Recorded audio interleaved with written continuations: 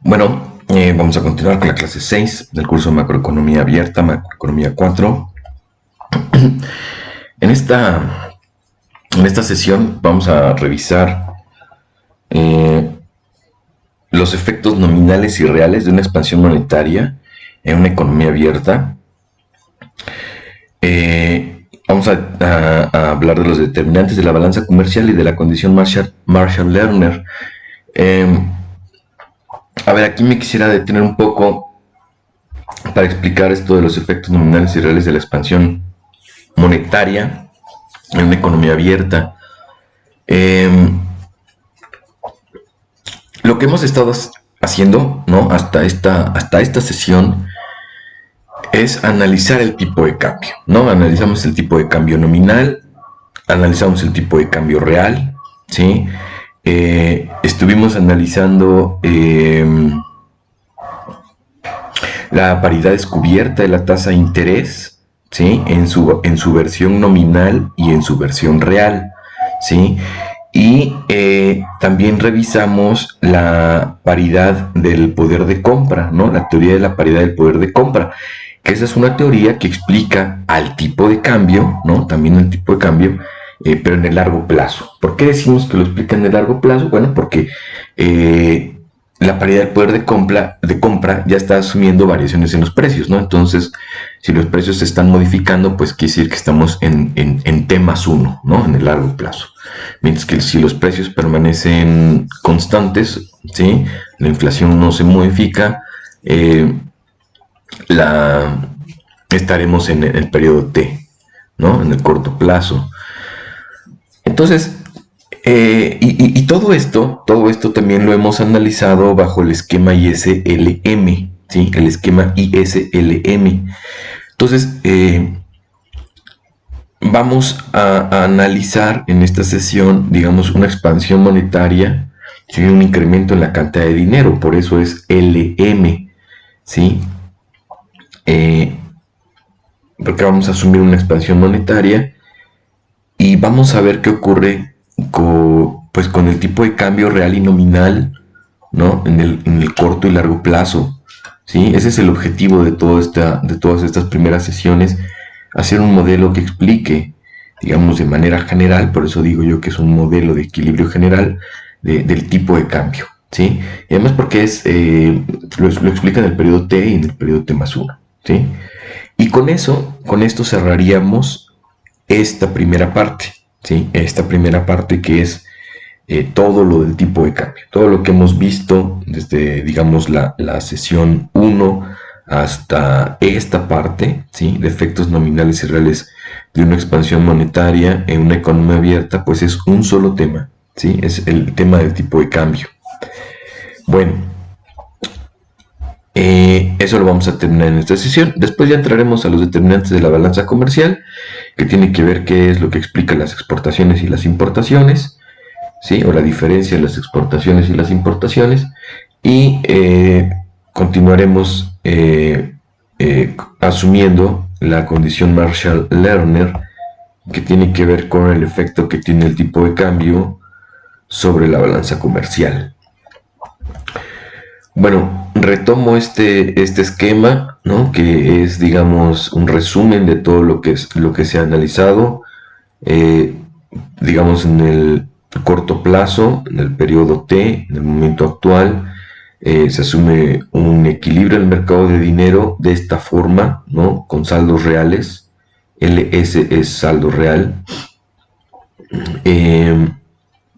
Y de esto, bueno, se discutió la demanda de dinero, ¿sí?, la demanda de dinero por motivos precaución, motivos transacción y motivo especulación, y tenemos y esto es igual a la oferta, ¿no? Entonces, equilibrio en el mercado de dinero en el corto plazo.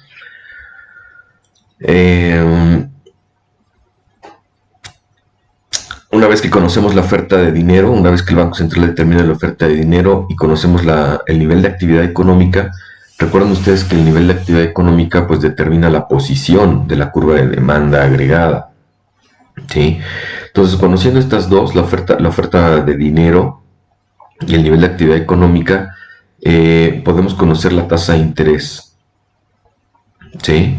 podemos conocer la tasa de interés. Esto ocurrirá lo mismo en la economía extranjera, ¿no? La economía extranjera tendrá su oferta de dinero, su actividad económica, esas dos variables determinarán la tasa de interés extranjera. Y a través de la paridad descubierta de las tasas de interés, ¿no? Una vez a partir de que el individuo, ya que se conocen las tasas de interés, ¿no? Tenemos como dato la oferta monetaria y la actividad económica de cada uno de los países y con eso hemos conocido las tasas de interés. Una vez que se conocen las tasas de interés, pues los agentes económicos deciden, ¿no? Si invertir en bonos locales o deciden invertir en bonos extranjeros, ¿no? Dejar su dinero en el país o llevarlo al extranjero. Y pueden ocuparse, digamos, de los rendimientos nominales o de los rendimientos reales. En este caso tenemos aquí los rendimientos reales. Cuando los dos rendimientos, cuando los rendimientos reales de depositar en el país o depositar en el extranjero son iguales, entonces tenemos una teoría de la paridad descubierta de la tasa de interés, ¿sí? Que nos ayuda a determinar justamente el tipo de cambio. ¿Sí? El tipo de cambio, este de aquí, ¿sí? En el corto plazo. Pero falta una variable, ¿no? Que es el tipo de cambio esperado. ¿Qué esperamos que suceda con el tipo de cambio? Bueno, para eso tenemos que analizar esta parte del cuadro, ¿no? Tenemos que analizar lo que ocurrirá en el periodo T+1, ¿sí? ¿Qué ocurrirá en el futuro? ¿Sí? ¿Y qué ocurrirá en el futuro? Bueno, depende. Si las políticas son temporales, ¿no? Si la política monetaria es temporal, entonces sus efectos se van a quedar aquí en el corto plazo. Y ya no habrá cambios en el largo plazo, porque, digamos, la política monetaria regresa a su estado original, ¿no? Solamente es una expansión monetaria temporal, ¿no? Solamente se va a mantener en T, llegando T+1, regresamos la oferta monetaria a su nivel original. Esa es una política monetaria, digamos, temporal. Pero si nos hablan de una política monetaria expansiva, perdón, una política monetaria expansiva, pero permanente, ¿sí? Permanente, quiere decir que va a ocurrir en T y va a seguir ocurriendo en T+1, ¿sí? Entonces, ¿qué ocurrirá? ¿No? Nos preguntábamos, para el tipo de cambio esperado, pues tenemos que preguntarnos qué ocurrirá en T+1. Bueno, pues si la política es permanente, tenemos que considerar, ¿no? Ese incremento en la actividad, en la oferta de dinero, en la política monetaria expansiva, tenemos que considerar que en el largo plazo, ese incremento en la tasa de crecimiento de la cantidad de dinero, vean ustedes, Y, aquí está, va a afectar a la inflación, ¿sí? Va a afectar a la inflación. Esto a través del equilibrio del mercado de dinero que se representa en el largo plazo por la teoría cuantitativa, ¿sí? La teoría cuantitativa del dinero, ¿sí? Entonces ya sabemos que como la política monetaria va a ser permanente, esta mu va a aumentar y por lo tanto van a aumentar los precios, la inflación, ¿no? Y vean ustedes aquí abajo, por la teoría de la paridad del poder de compra, nosotros sabemos que si aumenta la inflación, pues lo que se espera con el tipo de cambio es que aumente, ¿no? Hay una relación directa. Entonces, de esta forma, ¿no?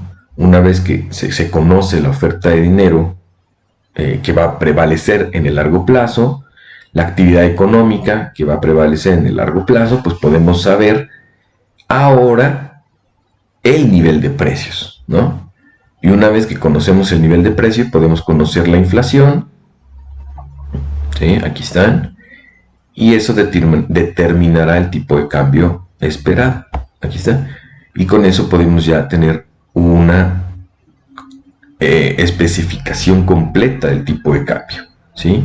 Tasa de interés, lo que esperamos que ocurra con los precios, lo que esperamos que ocurra con el tipo de cambio, y todas esas variables forman el valor, determinan el valor observado del tipo de cambio, ¿sí?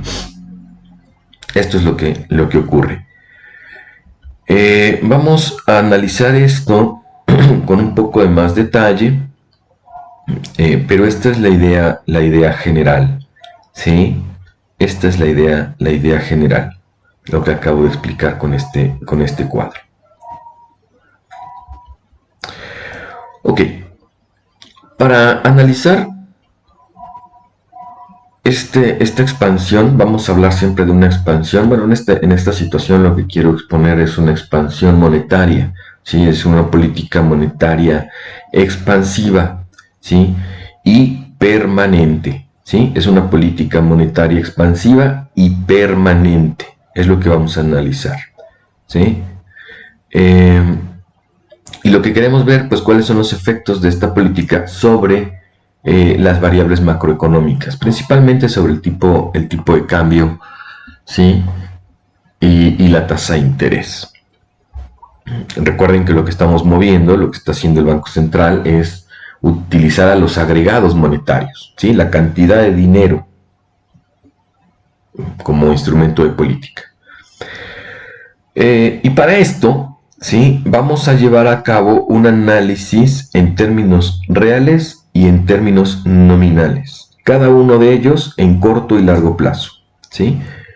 Entonces, o se puede ver al revés, vamos a llevar un análisis de corto plazo en términos reales y nominales y un análisis de largo plazo también en términos reales y nominales, ¿sí? Hay que recordar, ¿sí? Que en temas 1,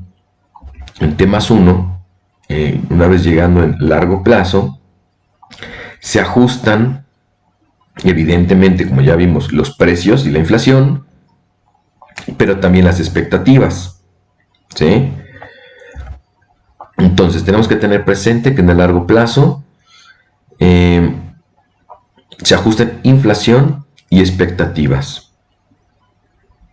Vamos a hablar de una política monetaria expansiva permanente, es decir, que se va a llevar a cabo en el periodo T y va a prevalecer, va a continuar en temas 1. ¿Sí? Entonces, primer paso, vamos a iniciar con el análisis real de corto plazo. Vean ustedes, aquí tengo el mercado monetario, todo en términos reales. Tengo la tasa de interés real, ¿sí? Tengo la demanda de saldos reales, la oferta de saldos reales. Esto ya lo conocemos.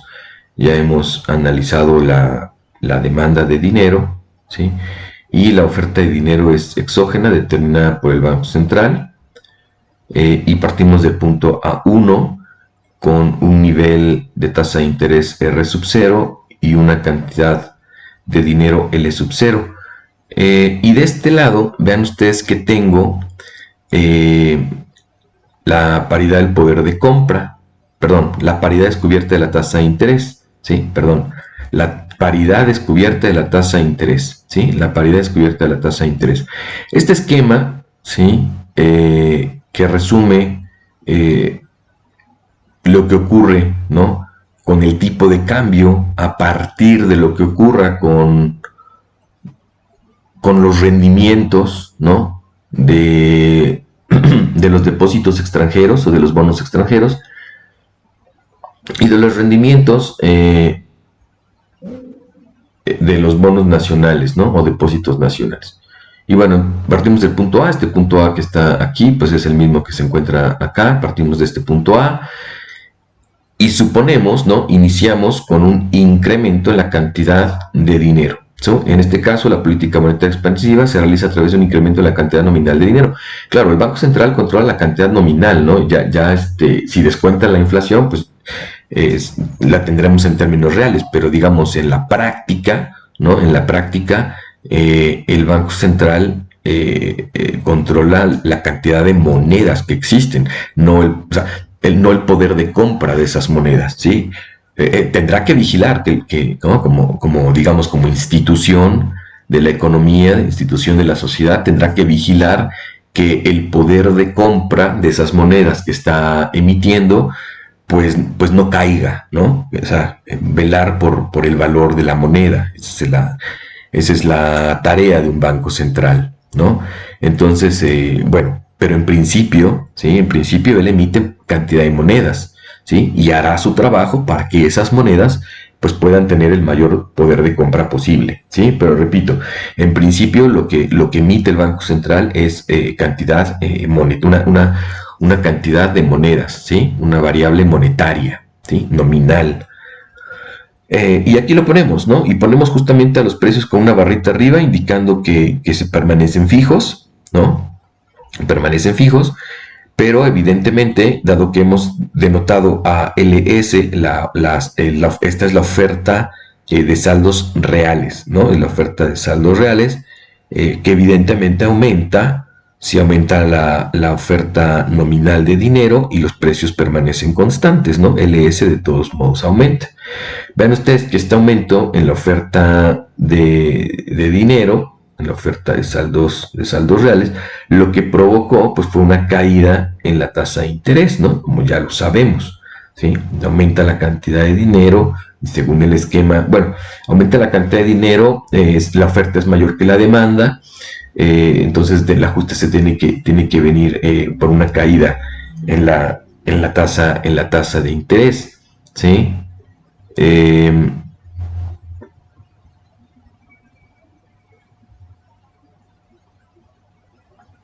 Entonces, ¿y qué genera esto?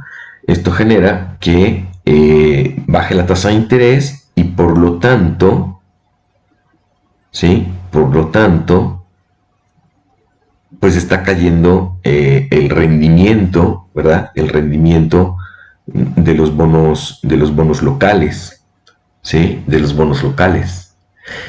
Aquí, ¿por qué se mueve el tipo de cambio? Bueno, en el esquema lo vemos inmediatamente, pero hay que recordar que si cae el rendimiento de los bonos locales, si cae el rendimiento de los depósitos locales, ¿sí? Pues la gente preferirá, ¿no?, mover sus capitales hacia el resto del mundo, hacia otros países, generando por lo tanto una escasez de moneda extranjera al interior de la economía, ¿sí? Y esto evidentemente generará un incremento en el tipo de cambio, nominal. Pero al haber un incremento en el tipo de cambio nominal y al estar los precios fijos, pues también aumentará el tipo de cambio real, ¿no es cierto? Ustedes recuerden cómo se define el tipo de cambio real, ¿sí? El tipo de cambio real es igual al tipo de cambio nominal por nivel de precios extranjeros dividido entre el nivel de precios local. Entonces, si los precios permanecen fijos, evidentemente un incremento del tipo de cambio nominal pues generará también un incremento en el tipo de cambio real, ¿sí? Y aquí está, ¿sí? Es esto.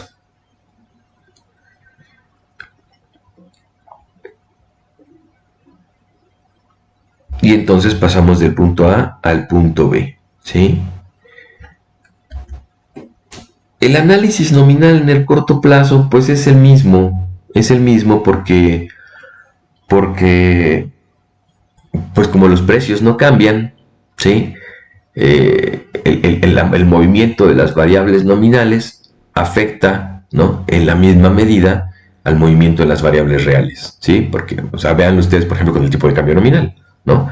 Y el tipo de cambio real, ¿no? Si mantenemos el nivel de precios local y extranjero fijo, pues el cambio en el tipo de cambio nominal se verá reflejado en variaciones en el tipo de cambio real. Entonces, más o menos es el mismo análisis, ¿no? Simplemente vean ustedes que lo que hice aquí fue el mismo esquema, pero cambiando las variables, ¿no? Cambiando las variables a variables nominales. Aquí tengo la tasa de interés nominal, la cantidad de dinero nominal, ¿sí? La demanda de dinero nominal, ¿no?, que está en función de la tasa de interés y de la actividad económica también, ¿sí? Y aquí tengo el esquema de la teoría de la paridad descubierta de la tasa de interés, pero en términos nominales, ¿sí? En términos nominales. Cuando empezamos a ver esta teoría de la paridad descubierta de la tasa de interés, puse esta ecuación, pero no la graficamos, ¿sí? Bueno, ahora estoy presentando la gráfica. Es igual que la de términos reales, ¿no? Es igual, nada más que aquí está en términos nominales. Yo hice cómo se puede pasar de términos reales a términos nominales, ¿no?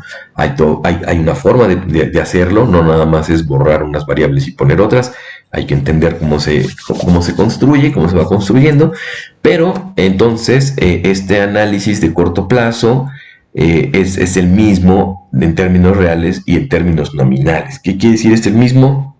Pues llegamos a las mismas conclusiones, ¿no? Una expansión de la oferta monetaria genera una caída en la tasa de interés y por lo tanto un incremento en el tipo de cambio, ¿sí? Un incremento en el precio de la moneda extranjera o un incremento en el precio de los bienes extranjeros, ¿sí? Entonces estos movimientos pueden ser reales y nominales, la conclusión y las direcciones de movimiento son las mismas. Bueno, ahora pasamos a largo plazo, ¿sí? Y vamos a iniciar con el análisis nominal de largo plazo, ¿sí? El análisis nominal de largo plazo. ¿Qué es el análisis nominal de largo plazo? Bueno, pues me regreso aquí, ¿no? Ya vamos a empezar a analizar con estas ecuaciones, con este análisis, ¿sí? Con esta lógica. Ahorita vamos a ver. Entonces, análisis nominal de largo plazo. En el largo plazo, vean ustedes, bueno, la cantidad de dinero pues prevaleció en M1, es decir, lo que se movió, la cantidad de dinero en el corto plazo se movió a M1, ¿sí? Y en el largo plazo continúa en M1, ¿sí? Continúa en M1, ¿sí? Es decir,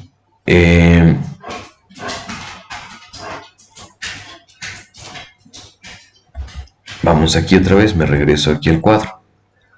Ese incremento está representado por esta mu, ¿no? Esta mu ha permanecido, ha habido un incremento en la cantidad de dinero, ya sabemos que va a haber un incremento en la inflación, y si se mueve la inflación, se va a mover el tipo de cambio, ¿sí? A ver, vamos a ver.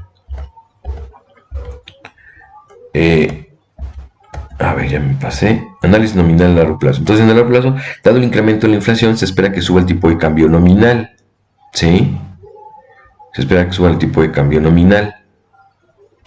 Es decir, las expectativas se incrementarán desplazando la curva de rendimiento extranjero hacia la derecha e incrementando el tipo de cambio nominal. A ver, se entiende, fíjense. Nosotros en el corto plazo nos habíamos quedado en el punto B, ¿no? En el punto B. Ahí está, punto A, punto B, es lo que habíamos analizado aquí. Pasamos del punto A al punto B, del punto A al punto B, y ahí nos quedamos en el corto plazo, ¿sí? Ahora llegamos a largo plazo, ¿sí? Y como ya sabemos que la cantidad de dinero va a seguir alta, ¿no? Pues esto, como lo expliqué en el cuadro y se explica aquí, va a generar un incremento en la inflación, ¿sí? Y ya sabemos que se genera un incremento en la inflación, se va a mover las expectativas de inflación, aquí está, ¿no? Si aumenta mu, si en el largo plazo mu va a seguir alto, pues la inflación se va a mover hacia arriba, y según la paridad de poder adquisitivo, este incremento hacia arriba de la inflación va a generar un incremento en las expectativas del tipo de cambio. Y vean ustedes que las expectativas del tipo de cambio aquí, pues están aquí, ¿no? Entonces, esto se mueve. Esta línea naranja se mueve. Y entonces, dado que estábamos aquí en el punto B, pues ahora nos encontramos en el punto C, ¿sí? Entonces, digamos, esta es la reacción de largo plazo, ¿no? Aquí en este esquema pasamos de E1 a E2 en el largo plazo. Este es el análisis nominal de largo plazo. Nada más es desplazar una curva, ¿no? Hacia la derecha. ¿Por qué? Porque se movieron las expectativas. ¿Y por qué se movieron las expectativas? Porque se movieron los precios. ¿Y por qué se movieron los precios? Porque la cantidad de dinero siguió siendo alta en el largo plazo. Es una política permanente, ¿sí? Esa es la explicación, ¿de acuerdo? Ahora,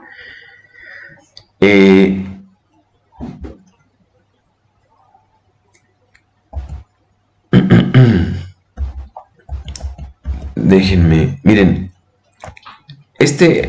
la economía, a fin de cuentas, va a regresar al punto B, ¿sí? Pero este movimiento adicional del tipo de cambio que estamos aquí analizando, de E1 a E2, ¿sí? Es lo que se conoce como la sobrereacción del tipo de cambio, ¿sí?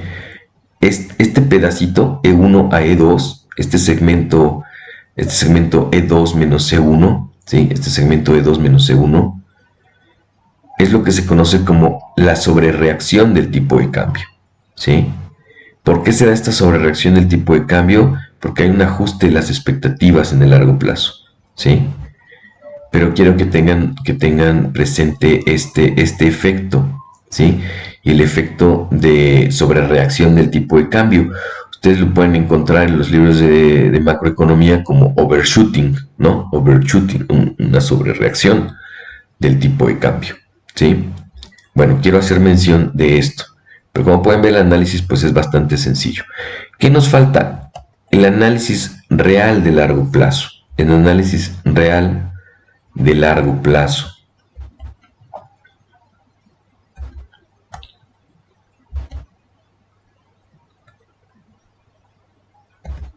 Ok.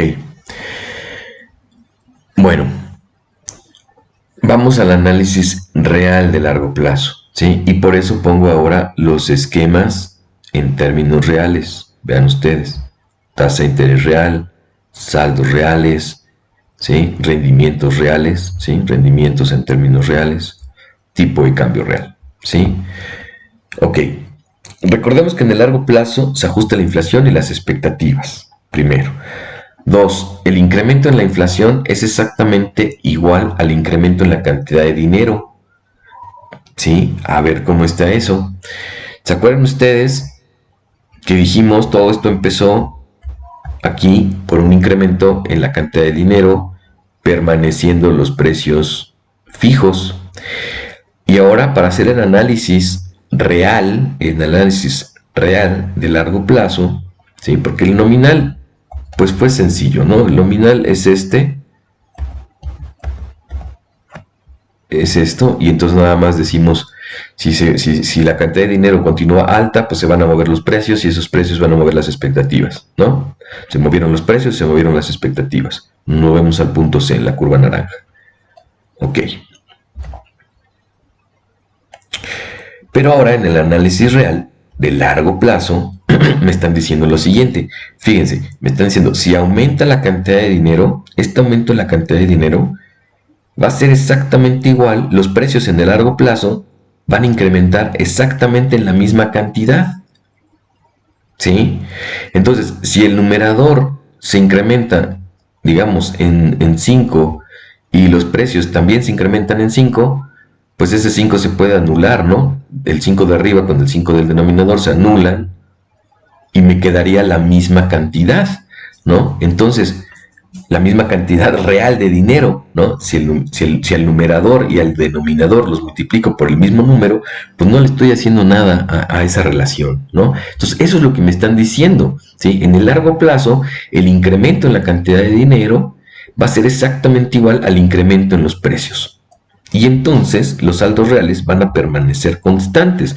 Es lo que me están diciendo. A ver, dice, el incremento de la inflación es exactamente igual al incremento en la cantidad de dinero, porque el incremento inicial en la cantidad de dinero se elimina con el incremento de la inflación. ¿Cómo podemos saber esto? ¿Por qué podemos argumentar esto?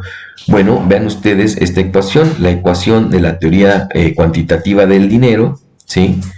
La ecuación de la teoría cuantitativa del dinero escrita en términos porcentuales, ¿verdad? Escrita en términos porcentuales. Fíjense que si yo derivo, ¿no? ¿Cuál es la variación de la inflación respecto a mu? Pues es 1, ¿no? O sea, la derivada de pi respecto a mu es 1. Entonces quiere decir que la variación de la inflación es igual a la variación en la tasa de crecimiento del dinero. ¿Sí? Esto es en tasas de crecimiento, pero en niveles nos estaría diciendo que la cantidad en la que se incrementó el dinero es exactamente igual al incremento en los precios. Por lo tanto, los saldos reales permanecen constantes. Y por eso pongo aquí una flecha que fue el primer incremento inicial, ¿no? La política monetaria expansiva. Y en términos reales, regresamos al mismo punto A. No pasó nada en términos reales. ¿Sí?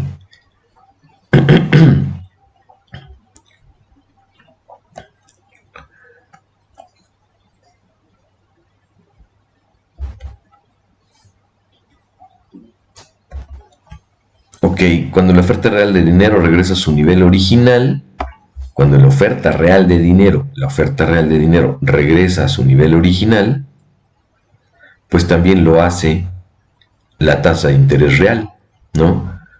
Si los saldos reales regresan a su nivel original, pues R1 regresará a R sub 2, ¿sí? A R sub 2. Y entonces por eso también pongo esta flecha, ¿no? La primera fue el resultado de la política, la que está punteada, es resultado de la política monetaria, ¿no? Inicial, la perturbación inicial. Y esta flecha continua, ¿no? Lo que me está indicando es que en el largo plazo la tasa de interés real regresa a su valor original, ¿sí? Y llegamos al punto A. Entonces, ¿qué estamos diciendo? Entonces, en el largo plazo, los saldos reales permanecen constantes, la tasa de interés real permanece constante y el tipo de cambio real también permanece constante. ¿Qué pasa con las expectativas del tipo de cambio real? ¿Qué sucede con las expectativas del tipo de cambio real? ¿Sí? Aquí pongo punteada la línea, ya estamos en el punto A, ¿no? Ya estamos en el punto A, ya regresamos al punto A, pero queremos averiguar qué pasa con las expectativas, ¿sí? Bueno, esta es la definición de tipo de cambio real esperado, ¿sí? Acuérdense que el tipo de cambio real se define como el tipo de cambio nominal por el nivel de precios extranjeros dividido entre el nivel de precios local. Si a eso le sacamos logaritmo, pues me va a quedar de esta forma. Pero si además estoy hablando del tipo de cambio real esperado, bueno, pues tengo que considerar el tipo de cambio nominal esperado, el precio extranjero esperado y el precio local esperado, ¿sí? Entonces, esta es la definición del tipo de cambio real esperado, ¿sí? Entonces, dado que la política es permanente, ¿sí? La política monetaria es permanente, se espera un incremento en P, ¿no? Un incremento en P. Y ya sabemos que si se mueven los precios, ¿no? Se mueven los precios, aquí está, pero también se mueven los precios, pues tendríamos un efecto en tipo de cambio real, ¿sí? Pero este incremento en los precios también afecta al tipo de cambio nominal, ¿no? Vean ustedes, me voy a regresar. El tipo de cambio, los precios, ¿no? Los precios afectan al tipo de cambio. A ver, vamos a ver cómo está aquí.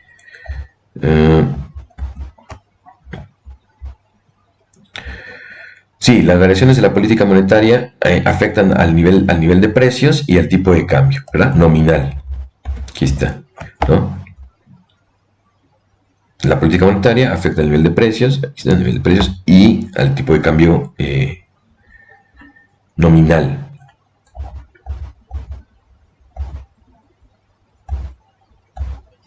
¿Sí? Entonces, tenemos dos afectaciones, ¿sí? Tenemos dos afectaciones para el tipo de cambio real, ¿sí? En el largo plazo se van a mover los precios, ¿sí? Pero este momento en los precios, pues también va a mover el tipo de cambio nominal. ¿Cómo se van a mover? Bueno, pues para ver eso tenemos la paridad del poder de compra, ¿sí? Y vean ustedes que si yo tomo la paridad del poder de compra, acuérdense que la paridad del poder de compra me está diciendo que el precio de un bien debe ser el mismo en la economía local que en la economía extranjera, siempre y cuando expresemos ese precio en moneda local, ¿sí? Repito, la teoría de la paridad del poder de compra, ¿sí? Me dice que el precio de un bien debe ser el mismo en la economía local que en la economía extranjera, ¿sí? Siempre y cuando expresemos al precio de ese bien en términos de la moneda local. Bueno, esa idea se expresa como tipo de cambio nominal por precios extranjeros, aquí estaría igual a precios locales. Bueno, de esa expresión despejo el tipo de cambio nominal, tomo logaritmos, ¿sí? Y vean ustedes que si yo derivo, ¿no? Yo quiero saber cuál es el cambio del logaritmo del tipo de cambio nominal respecto a cambios en el logaritmo de precios, es decir, si yo derivo el logaritmo de E respecto al logaritmo de P, pues me va a quedar 1. Eso quiere decir que la variación del logaritmo del tipo de cambio es igual a la variación del logaritmo de los precios, ¿sí? Es decir, lo que cambian los precios, ¿sí? Lo que cambian los precios es lo mismo que lo que va a cambiar el tipo de cambio nominal.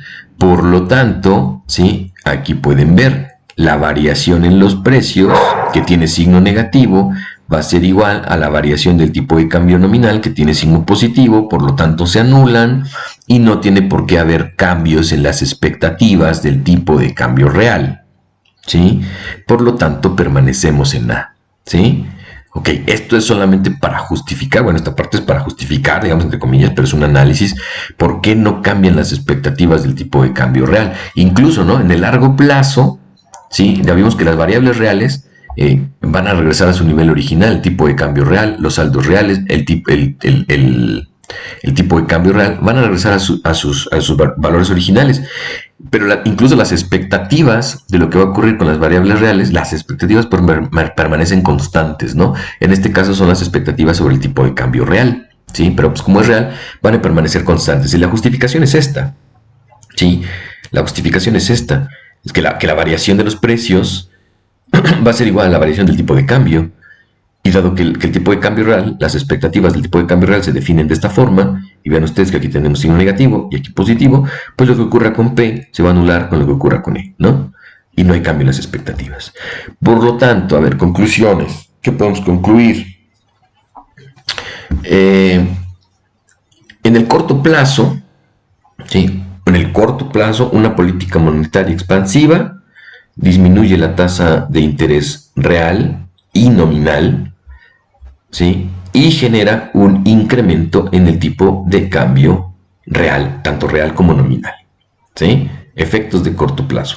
Estos se deben de entender, este es el resultado ya, ¿sí? Pero no es suficiente con decir, ya me aprendí que en el corto plazo una política monetaria expansiva disminuye la tasa de interés real y genera un incremento en el tipo de cambio, ¿no? Esa es la conclusión, ¿sí? Pero hay que entender por qué, ¿de acuerdo?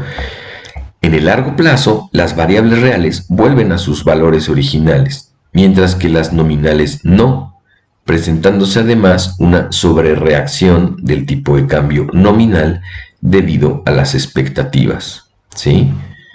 Porque, a ver, déjenme, me regreso. Nominal de largo. Sí, en el largo plazo, bueno, hay una sobrereacción de las expectativas, ¿sí? Que es esto que les había mencionado.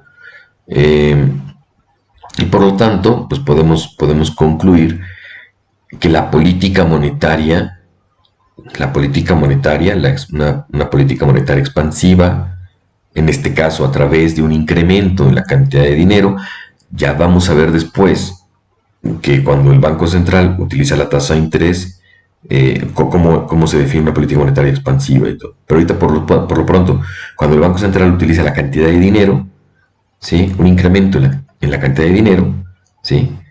Esta política monetaria es neutral en el largo plazo. ¿Qué quiere decir que es neutral? Que en el largo plazo una expansión monetaria solo tendrá efectos sobre variables nominales y nunca sobre variables reales, ¿sí? Nunca sobre variables reales. Básicamente lo que nos está diciendo es si el Banco Central, la economía, ¿sí? Decide llevar a cabo una política monetaria expansiva a través de una expansión monetaria, ¿sí? De inyectar más dinero a la economía, pues vamos a tener efectos de corto plazo, ¿sí? Del primer periodo. Pero digamos, sobre variables reales y nominales. Pero en el largo plazo solamente se van a mover variables nominales, ¿no? Variables, por ejemplo, como la actividad económica Y, que es una variable real, el empleo, por ejemplo, ¿no? La cantidad de trabajadores, que es una variable real. Sobre esas no vamos a tener efectos. O sea, si no vamos a poder generar crecimiento, no vamos a poder generar que Y vaya aumentando permanentemente a través de la emisión monetaria, ¿sí? Más dinero no genera crecimiento. Eso es lo que nos está diciendo esta conclusión, ¿sí? Porque no tiene el dinero no tiene efecto sobre variables reales, solo en el corto plazo, pero en el largo plazo, niveles de actividad económica, el número de mercancías que se producen y el número de trabajadores que se necesitan para producir esas mercancías no van a cambiar en el largo plazo, ¿sí? Esa es la enseñanza que nos está dejando este análisis, ¿de acuerdo? Bueno, entonces, y hasta aquí, ¿no? Hasta aquí todo lo que tiene que ver con tipo de cambio, con el análisis que hemos realizado desde la primera sesión hasta esta sesión, ¿sí? Vamos a continuar ahora con o sea, ya es punto y aparte, ¿no? Hasta aquí llegamos con esta conclusión y cerramos este tema. Y pasamos ahora al tema de balanza comercial, ¿sí? La balanza comercial. La balanza comercial la vamos a definir simplemente como la diferencia entre exportaciones e importaciones, ¿sí? Exportaciones menos importaciones. Quiero señalar y hacer notar que estamos multiplicando a M, a ver, vamos por partes. X, ¿qué representa? X representa las exportaciones, ¿sí? X representa las exportaciones, que son los bienes que la economía local vende al extranjero, ¿sí? Eso es. En las exportaciones es la cantidad de bienes que la economía local vende al extranjero. Y luego las importaciones son la cantidad de bienes extranjeros, ¿sí? Que la economía local compra, ¿sí? Entonces, importaciones son las compras de la economía local.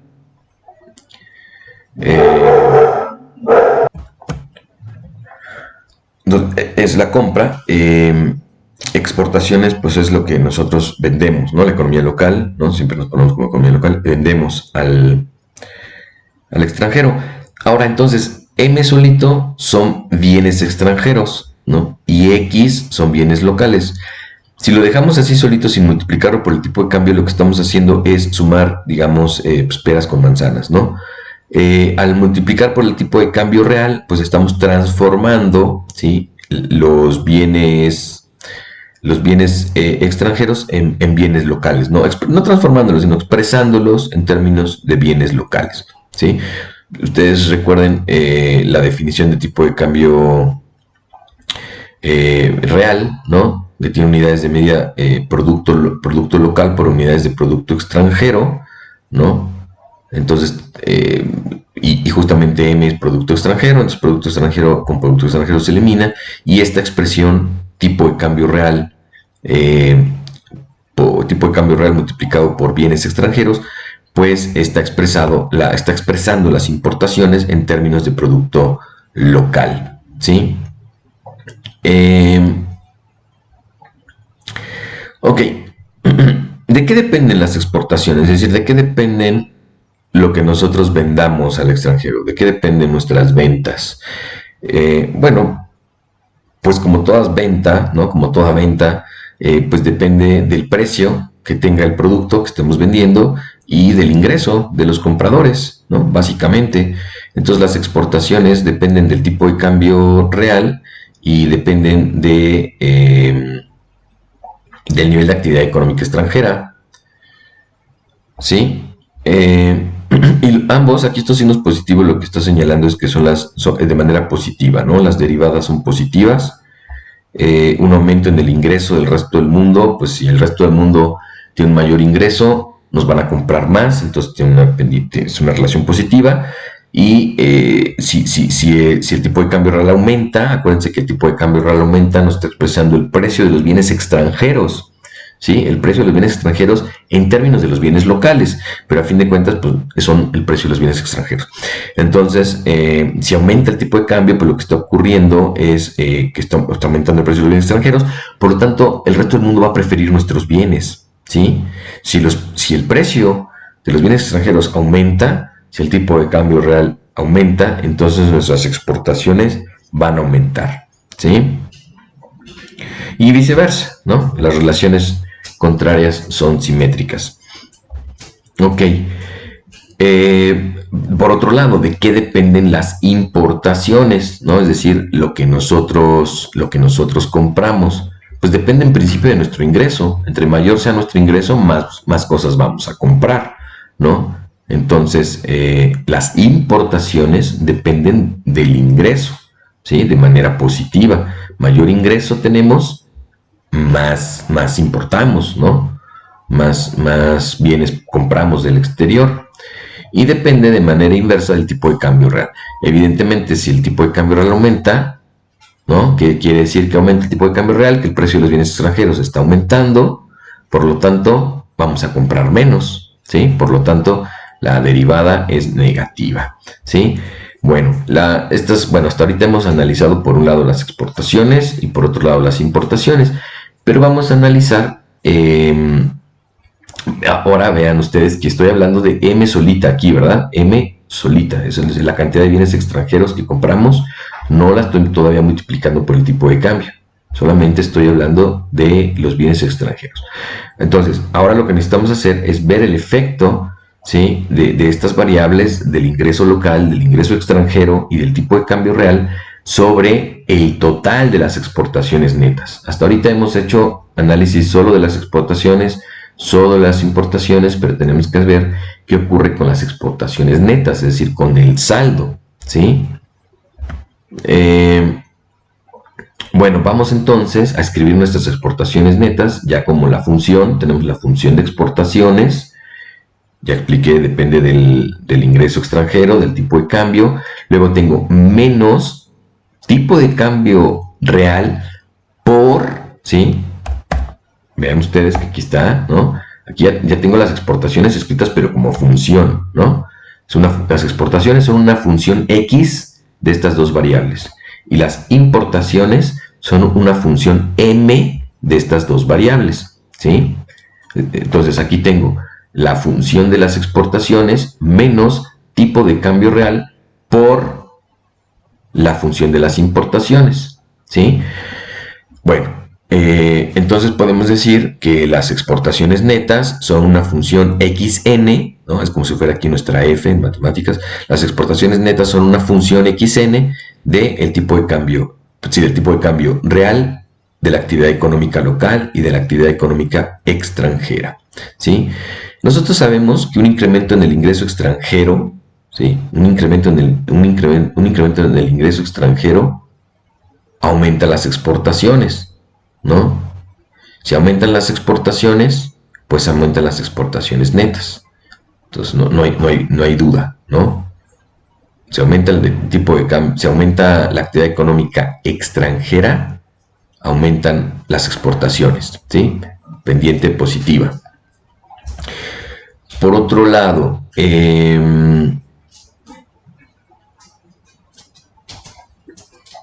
bueno, aquí simplemente puse otra vez las funciones y ya, lo mismo que hice en la lámina pasada. Por otro lado, sabemos también que el incremento en la actividad económica local, genera un aumento en las importaciones, ¿sí? Ya sabemos eso también, ¿sí? Entonces, un incremento en la actividad económica local genera un aumento en las importaciones, pero dado que las importaciones tienen un signo menos delante, ¿no?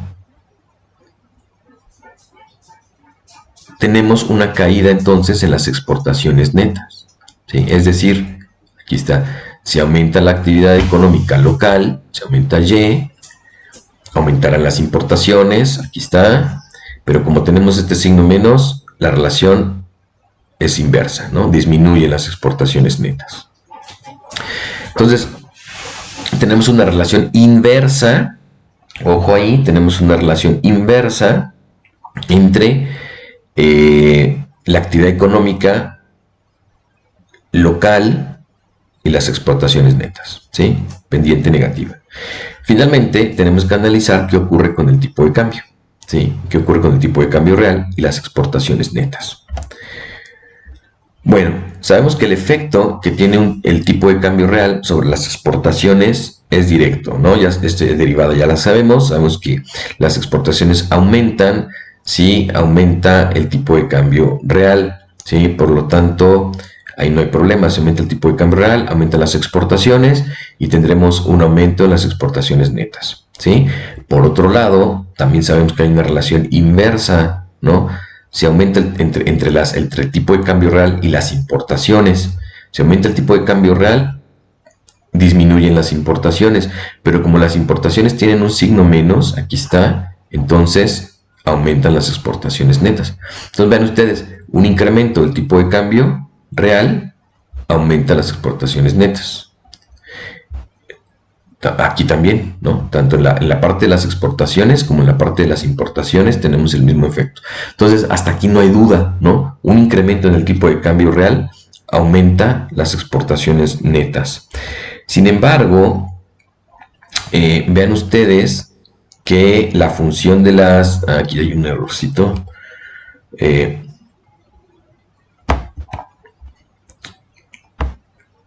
Aquí... Déjenme poner ecuación, de una vez la cambiamos.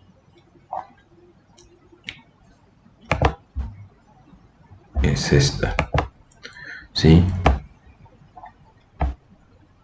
Entonces vean ustedes que la función de balanza comercial, ¿sí? El tipo de cambio real está multiplicando a la función de importaciones, ¿sí?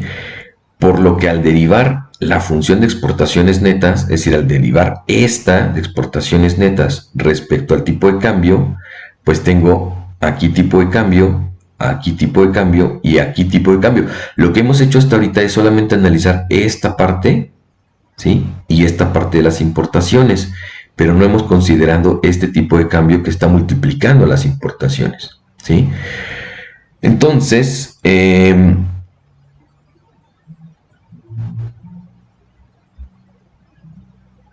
decir, si aumenta el tipo de cambio real, disminuye el saldo de las exportaciones netas o de la balanza comercial. A ver,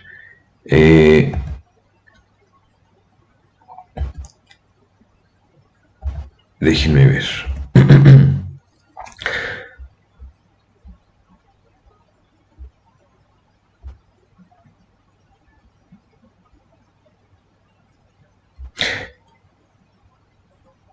Ahorita va a quedar un poco más claro esta derivada aquí más adelante.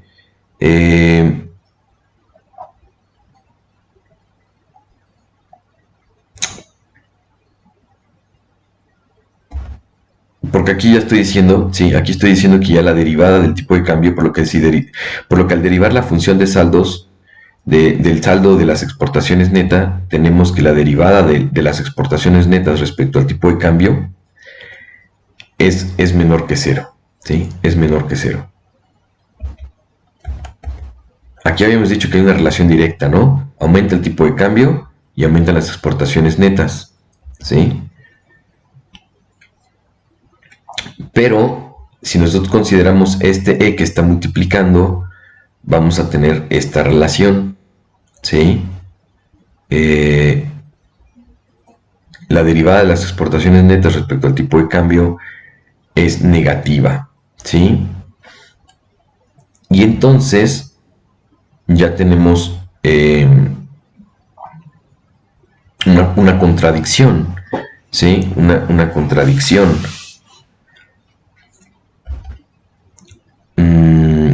Déjenme...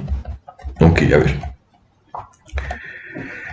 Porque miren ustedes, si yo derivo xn respecto a e, me va a quedar aquí un signo menos. ¿Sí? Me va a quedar aquí un signo menos. Entonces eso ya nos nos altera, digamos, la relación que habíamos establecido de una relación directa, solamente considerando esta parte de las exportaciones y esta parte de las importaciones.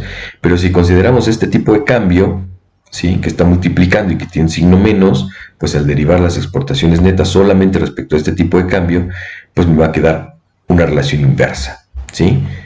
Entonces, pues se genera una cierta ambigüedad, ¿sí? Una cierta ambigüedad.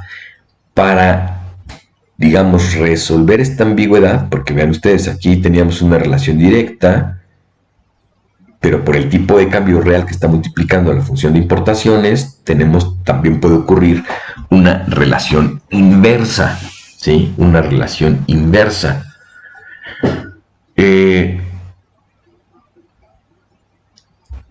Y para acabar con esta ambigüedad, vamos a asumir lo que se conoce como la condición Marshall-Lerner, ¿sí? Es decir, lo que vamos a establecer, lo que vamos a suponer, vamos a suponer que prevalece esta relación directa, ¿sí? Que ante un aumento del tipo de cambio real, hay un incremento en las exportaciones netas, ¿sí? Eso es lo que vamos a suponer. Pero, ¿qué debe ocurrir para poder suponer eso?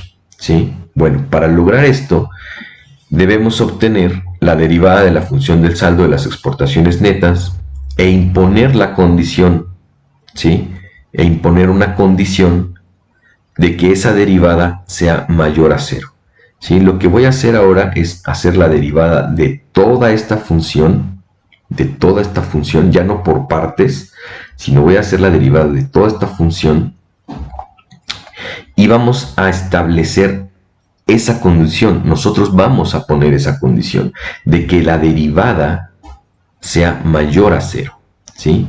Y es a partir de imponer esa condición que se obtiene justamente la condición Marshall-Lerner, ¿sí? Entonces consideramos nuevamente la función de saldo de exportaciones netas y vamos a obtener la derivada de esta función respecto al tipo de cambio real.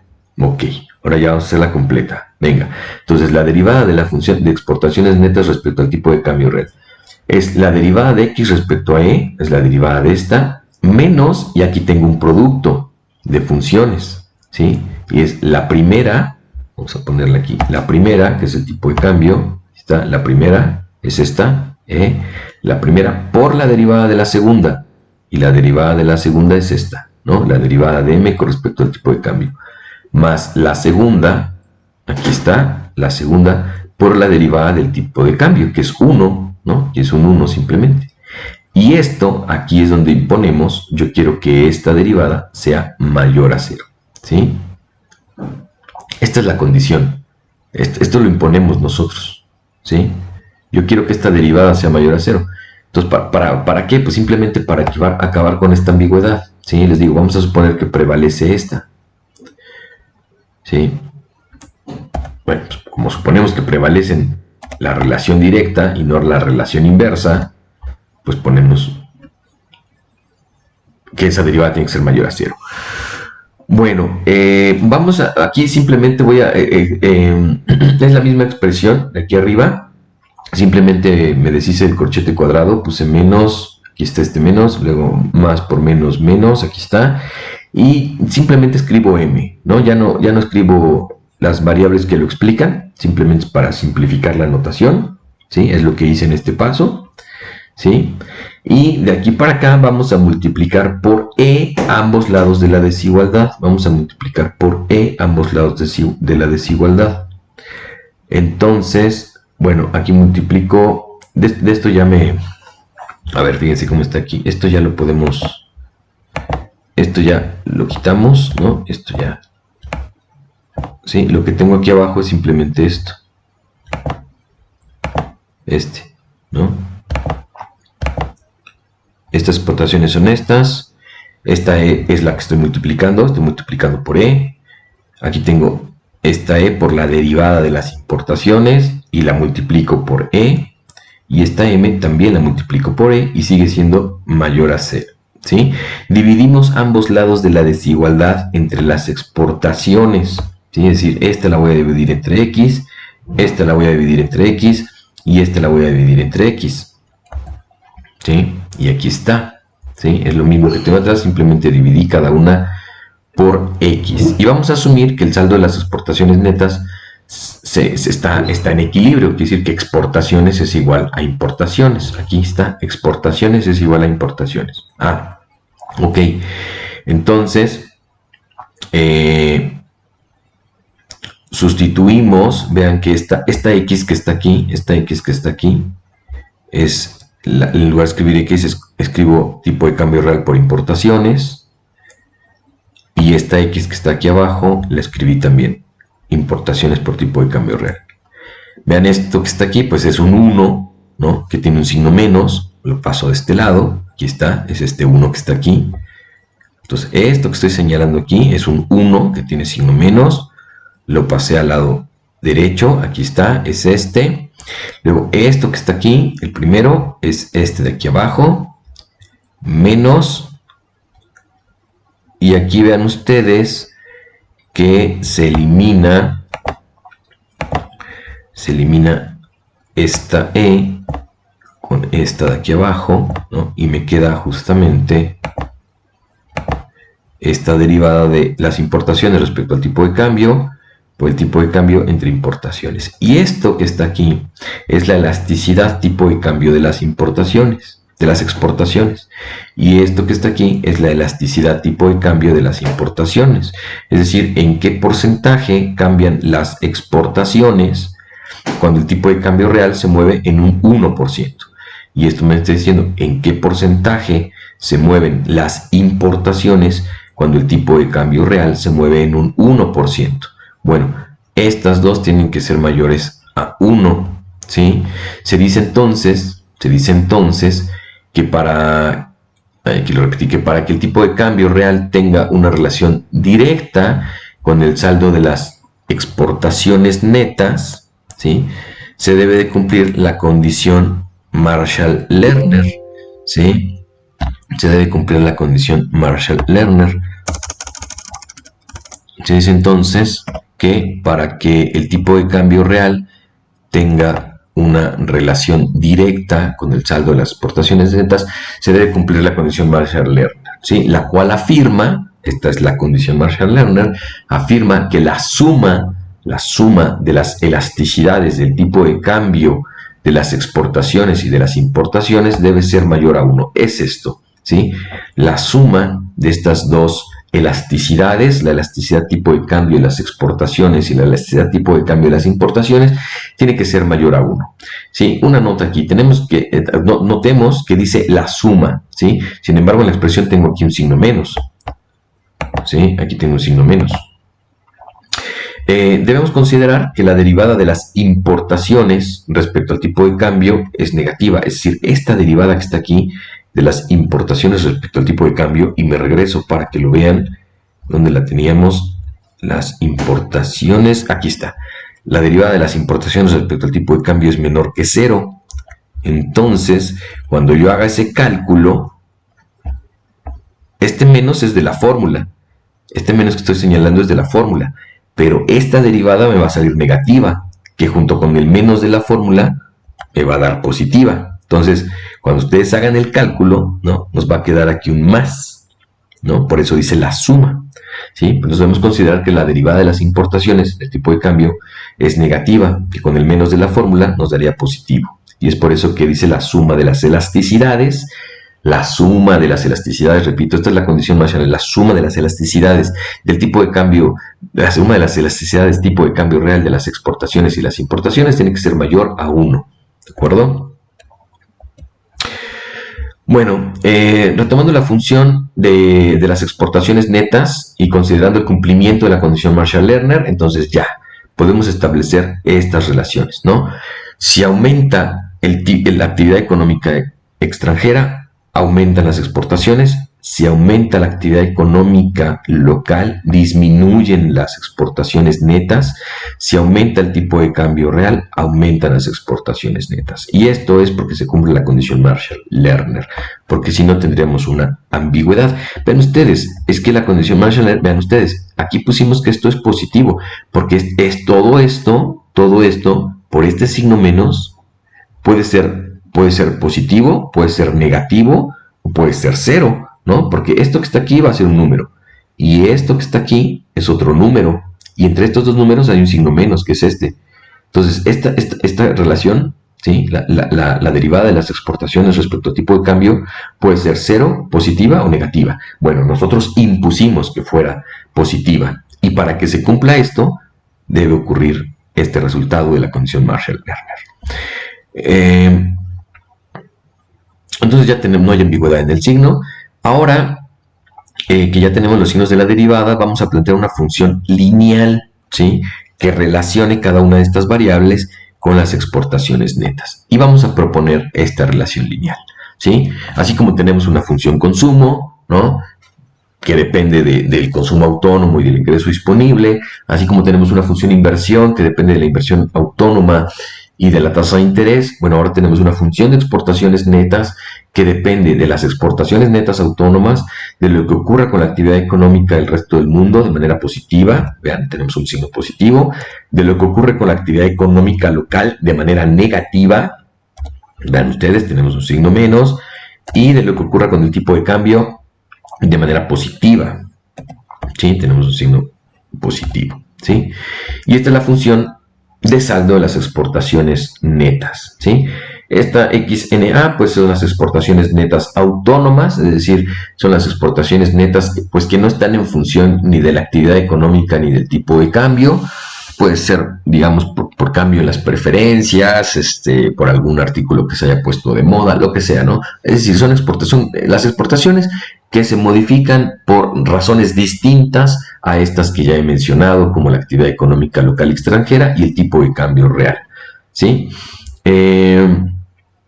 Esta X es un parámetro de respuesta. Si ustedes ven si derivan X con respecto a Y estrella, pues es un parámetro de respuesta. Lo que me dice es cómo responden las exportaciones netas ante cambios en la actividad económica extranjera.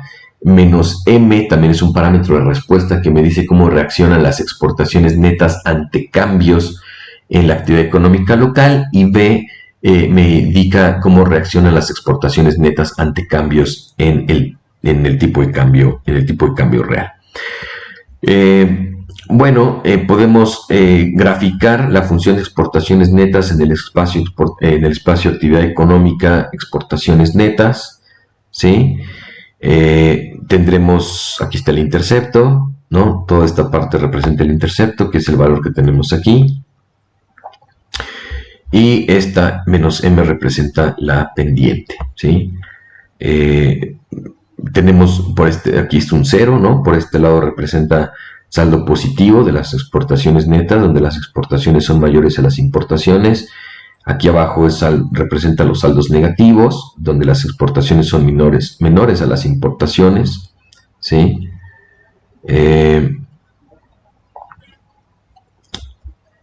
Y podemos tener diferentes situaciones, ¿sí? Podemos tener diferentes situaciones. Por ejemplo, ya una vez que conocemos nuestra función de exportaciones netas, es necesario aclarar que el nivel de actividad económica que nosotros encontremos de equilibrio, el nivel de actividad económica de equilibrio, no necesariamente garantiza el equilibrio en la balanza comercial, ¿no? Podemos estar en equilibrio en el mercado de bienes, pero la balanza comercial puede estar con superávit o con déficit, ¿no? Es un poco como el saldo, el superávit o déficit del gobierno, ¿no? Cuando nosotros encontramos, digamos, el nivel de actividad económica, pues decíamos, también podemos hallar el déficit o superávit del gobierno, y el gobierno puede estar en déficit o en superávit. Pues aquí es más o menos lo mismo, ¿no? En el punto A, el nivel de equilibrio es Y sub 0, pero estamos en una situación de superávit, ¿no? En Y1, el nivel de equilibrio de actividad económica es Y1 y estamos en una situación también de equilibrio en la balanza comercial. Y en el punto C tenemos una expresión donde la economía se encuentra en equilibrio en Y2, pero con déficit en la balanza comercial, ¿sí? Entonces, en el punto A tenemos una situación de equilibrio en el mercado de bienes y superávit comercial. En el punto B tenemos equilibrio en el mercado de bienes y equilibrio comercial. Y en el punto C, pues simplemente tenemos equilibrio en el mercado de bienes y déficit en el saldo de las exportaciones netas. Bueno, pues entonces hasta aquí esta sesión que ha abordado, digamos, la conclusión del tema del tipo de cambio, hasta aquí, y la introducción del tema de la función de la balanza comercial, ¿sí? Y la condición Marshall-Lerner. Pues hasta aquí esta sesión.